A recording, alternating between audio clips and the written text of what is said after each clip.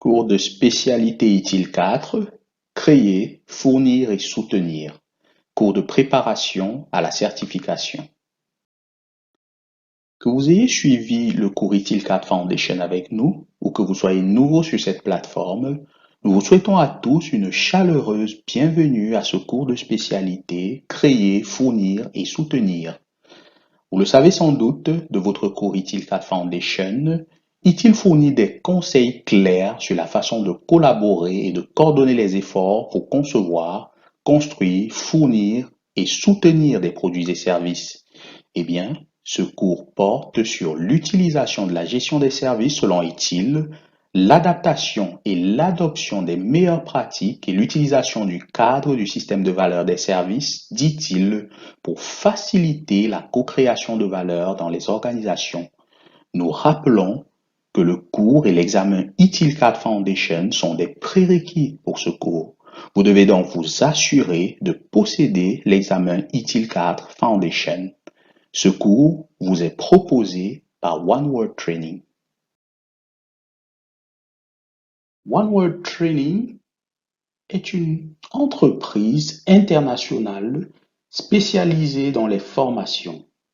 Les formations proposées concernent les technologies de l'information, la gestion des entreprises, la gestion des projets, différentes normes ISO, le GDPR et plus de 150 autres spécialités pour les particuliers et les organisations.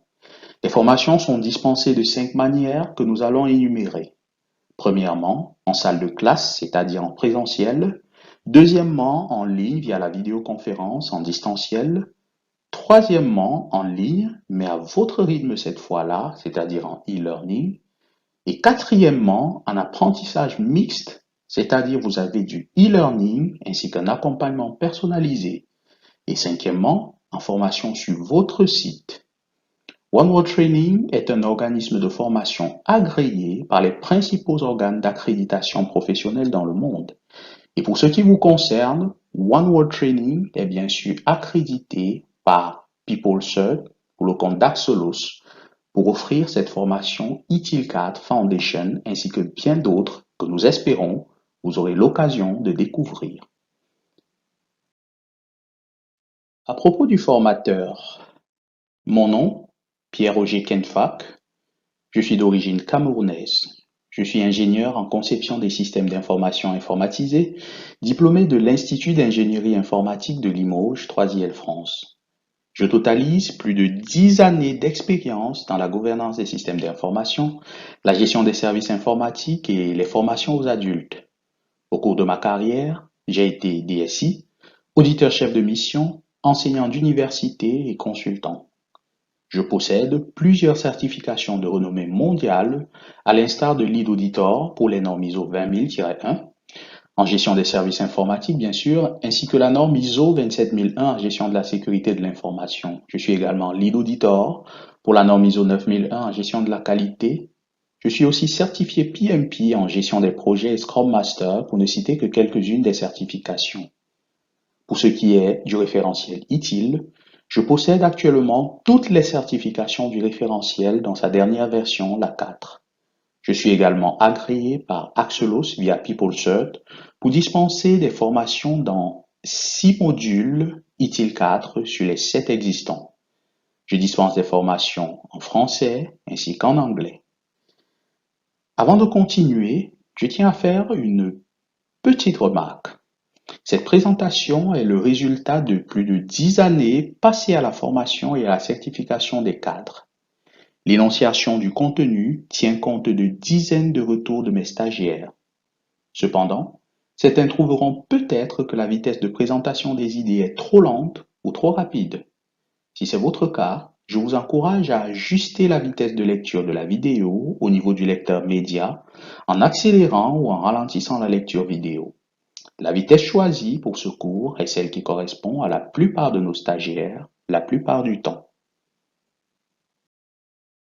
Avant de poursuivre, il convient de remercier Axelos Limited pour les autorisations obtenues pour ce cours, car ITIL est une marque déposée d'Axelos Limited qui détient les droits de propriété intellectuelle d'ITIL, qui détermine les qualifications qui seront disponibles pour les meilleures pratiques dont elle est propriétaire, y compris ITIL, et c'est également Axelos Limited qui détermine comment ces qualifications seront ou devraient être obtenues. Raison pour laquelle nous remercions bien sûr Axelos Limited pour les autorisations obtenues pour ce cours.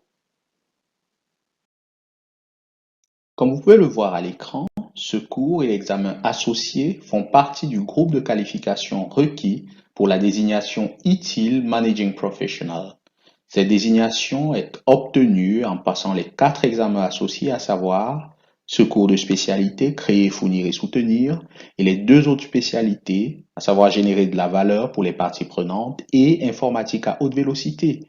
À ceci vient s'associer un cours qui fait partie des 2 lignes de qualification, le cours ITIL stratégiste, diriger, planifier et améliorer. On peut encore parler de stratégie ITIL, diriger, planifier et améliorer.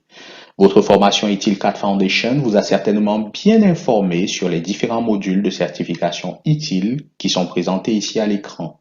Nous précisons une fois de plus que la formation et la certification ITIL 4 Foundation sont des prérequis pour ce cours ainsi que l'examen associé. Présentons ici un bref aperçu du portefeuille des publications ITIL 4. En commençant par la publication ITIL Foundation, il s'agit en effet du premier livre ITIL 4 qui a été publié en 2019 et qui prend en charge la qualification associée, c'est-à-dire ITIL 4 Foundation. Nous avons ensuite la publication Créer, fournir et soutenir. Ce manuel a été publié au début de 2020 et prend en charge la qualification associée, celle de spécialiste ITIL 4, Créer, fournir et soutenir. La publication Générer de la valeur pour les parties prenantes, également publiée en début 2020 pour prendre en charge la qualification associée, ainsi que la 3e publication, publiée en début 2020 également, Informatique à haute vélocité.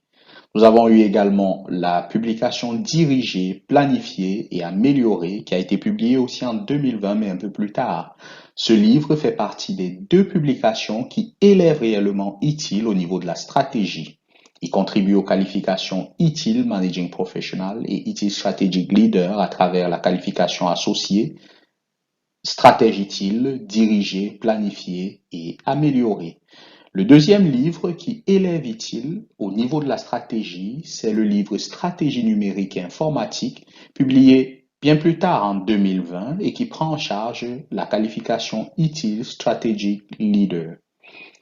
De plus, et c'est important, si vous recherchez les 34 guides des pratiques de gestion ITIL 4, alors il vous faut regarder en dehors de ces publications que nous venons juste de mentionner.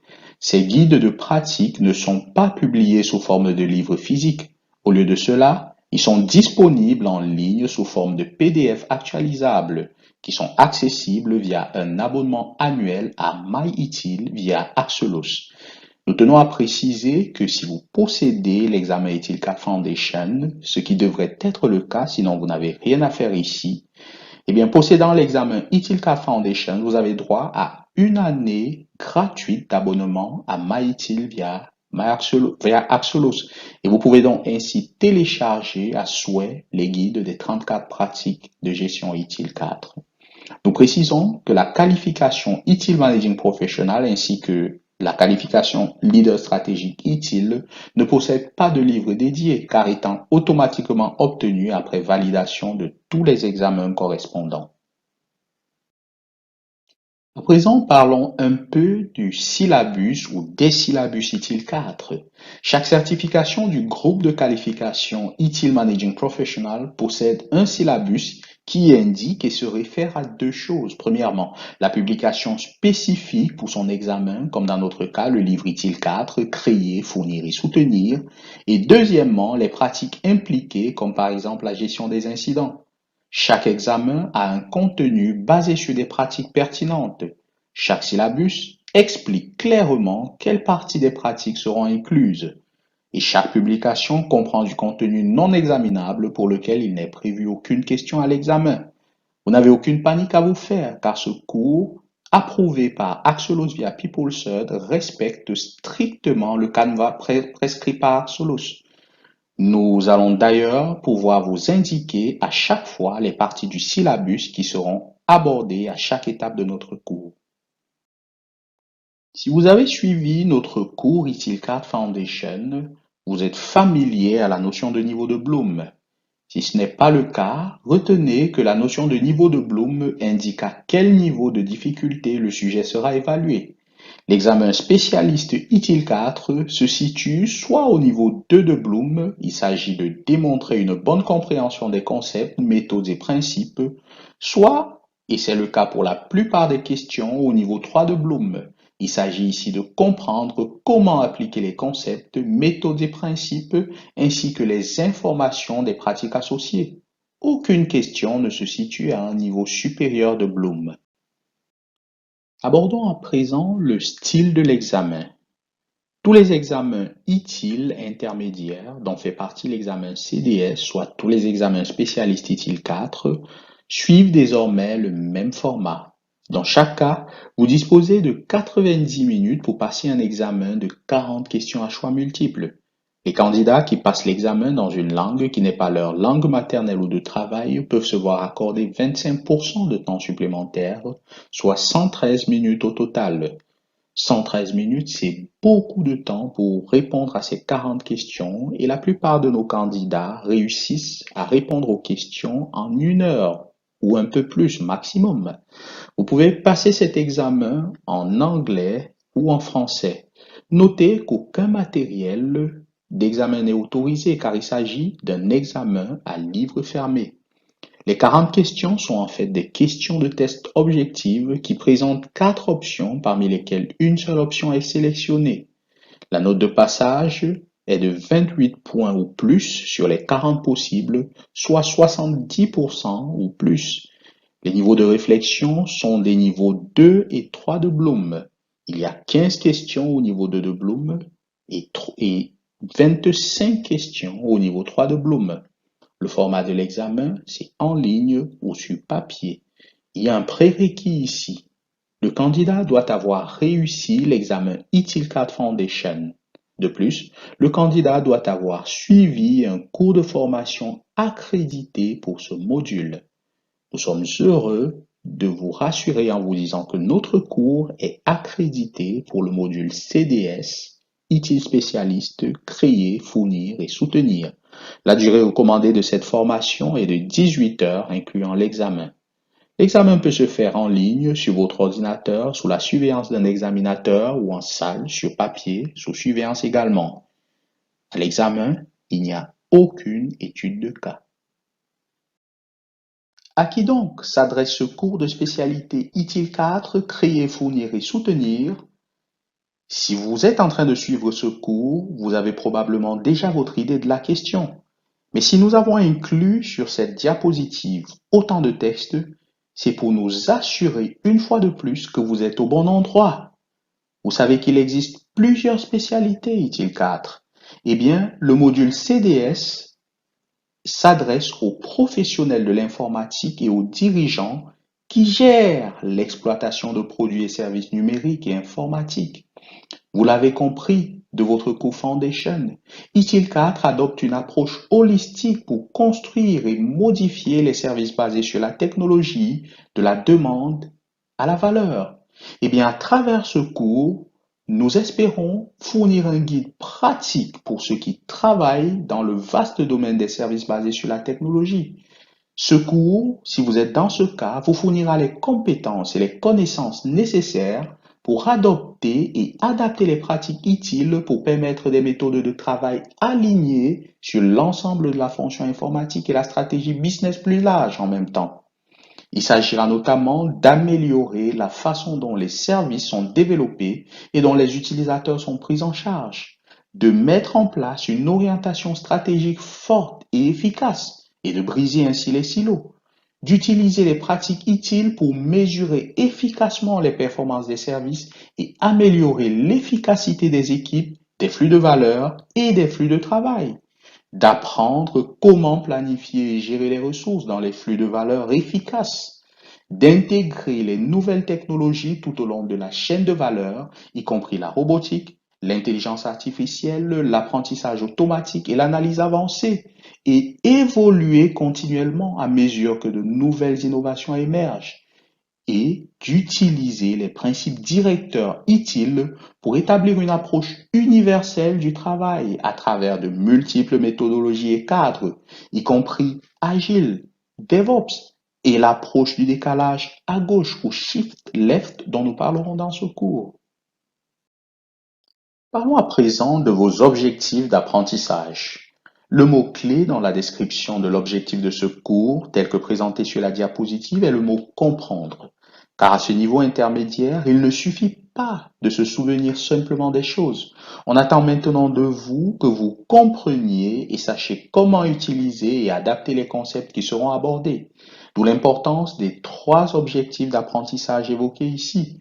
Premièrement, comprendre comment planifier et créer une chaîne de valeur des services pour la création, la fourniture et le soutien des services nouveaux ou modifiés.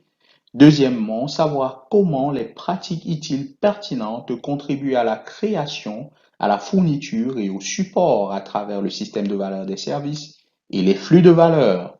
Troisièmement, savoir comment créer, fournir et soutenir des services.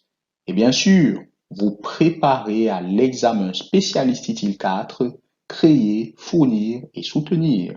Il y aura 2 examens blancs dans le cadre de ce cours en utilisant des échantillons d'examen fournis par l'accréditeur Axelos.